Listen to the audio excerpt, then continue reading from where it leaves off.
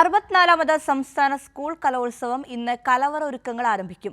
കലോത്സവത്തിന്റെ തലേദിവസം രാത്രി മുതൽ ഭക്ഷണം വിളമ്പും. ഇത്തവണയും പഴയിടത്തിന്റെ നേതൃത്വത്തിൽ വിഭവ സമൃദ്ധമായ പാചകക്കൂട്ടാണ് തയ്യാറാക്കുന്നത്. സദ്യവട്ടങ്ങൾക്കാവശ്യമായ പച്ചക്കറികൾ മുതൽ എല്ലാ ഒരുക്കങ്ങളിലേക്കും കലോത്സവ കലവറ എത്തിക്കഴിഞ്ഞു. ഇന്ന് പഴയിടം മോഹനൻ നമ്പൂതിരിയുടെ നേതൃത്വത്തിൽ പാലുകാച്ചൽ ചടങ്ങ് പൂർത്തിയാകുന്നതോടെ സദ്യയ്ക്ക് വേണ്ട ഒരുക്കങ്ങൾ ആരംഭിക്കും. പച്ചക്കറികൾ അരിയിലും അടുപ്പുകൂട്ടലും തുടങ്ങി കലവറ സജീവമാകും. അധ്യാപക സംഘടനയുടെ മേൽനോട്ടത്തിലാണ് കലവറയും ഭക്ഷ്യപ്പുരയും പ്രവർത്തിക്കുന്നത്. 600-ലധികം വരുന്ന അധ്യാപകർ ഫുഡ് കമ്മിറ്റിയുടെ ഭാഗമായി പ്രവർത്തിക്കും.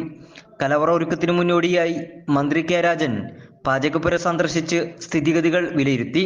4000 ആളുകൾക്ക് ഒരേ സമയം ഭക്ഷണം കഴിക്കാനും 5000 പേർക്ക് വരി നിൽക്കാനുമുള്ള പ്രത്യേക സൗകര്യവും ഭക്ഷണപ്പന്തലിൽ ഒരുക്കിയിട്ടുണ്ട്. രാവിലെ എല്ലാ ദിവസവും 10000-ലധികം ആളുകൾക്ക് ഭക്ഷണം ക്രമീകരിക്കും. ഉച്ചയ്ക്ക് 20000 ആളുകൾക്കുള്ള ഭക്ഷണവും തയ്യാറാക്കും. ഭക്ഷ്യപ്പുര കുറ്റമറ്റ രീതിയിൽ പ്രവർത്തിക്കുമെന്ന് മന്ത്രി കെ രാജൻ പറഞ്ഞു. നേരത്തെ തന്നെ ഇതുമായി ബന്ധപ്പെട്ട് നല്ല പരിശോധനകൾ നടത്തിയിട്ടുള്ളതാണ്. സ്കൂൾ വിദ്യാർത്ഥികളാണെന്നുള്ളത് കൊണ്ട് ഞങ്ങൾ പ്രതീക്ഷിക്കുന്നത് 20000-ഓളം പേരെങ്കിലും ഉച്ചയ്ക്ക് ഏറ്റവും ചുരുങ്ങിയത് ഭക്ഷണം കഴിക്കാൻ തയ്യാറാക്കണം. അത് 1,00,000 വരെ പോകാനും സാധ്യതയുണ്ട്. അത് മനസ്സിലാക്കിക്കൊണ്ട് തന്നെയാണ് ആവശ്യമായിട്ടുള്ള ഒരുക്കങ്ങളെല്ലാം നടത്തിക്കൊണ്ടിരിക്കുന്നത്. അതുമായി ബന്ധപ്പെട്ട് കുടിവെള്ളം എത്തിക്കുന്ന കാര്യം, കുടിവെള്ളം വിതരണം ചെയ്യുന്ന കാര്യമെല്ലാം നല്ലതുപോലെ ശ്രദ്ധിച്ചിട്ടുണ്ട്. കൈ കഴുകാനുള്ള സൗകര്യങ്ങൾ, ആവശ്യത്തിന് ടാപ്പുകളുണ്ട്.